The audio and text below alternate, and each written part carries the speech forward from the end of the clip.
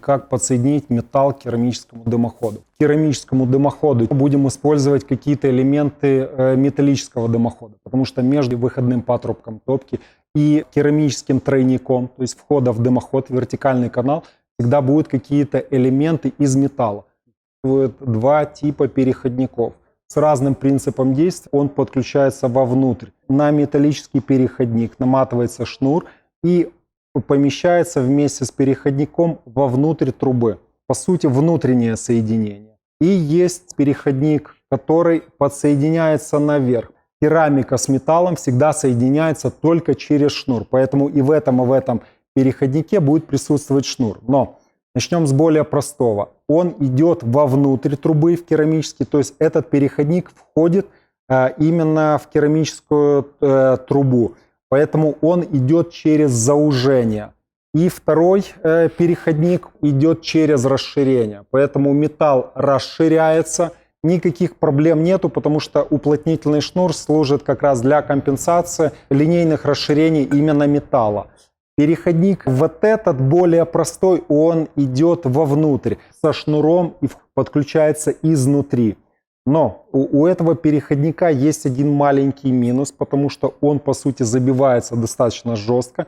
Сейчас я его не хочу туда забивать. Вот это вот расстояние, которое сейчас существует, оно уже в плотную зайдет. Но за счет вот этого уплотнительного шнура расширение металла гасится и достаточно хорошо. И второй элемент, который входит уже в него. Но у него есть минус, потому что он заужает диаметр входной именно сечения. Шиделевский фирменный, он расширяет, и поэтому то сечение, которое было на вход, абсолютно остается прежним. Диаметр трубы плавно переходит во внутреннее, а вот этот переходник компенсирует линейное расширение. По цене этот переходник в 2 раза дороже. Преимущество здесь у черного состоит из 2 мм стали жаропрочной, но минус, что он подключается вовнутрь с заужением канала.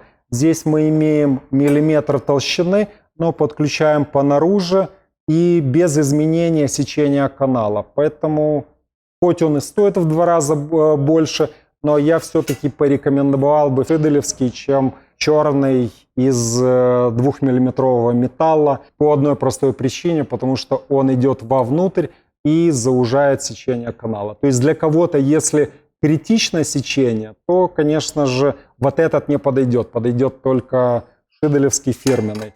Если есть возможность заузить сечение, но при этом сэкономить в деньгах, то выбираю черный.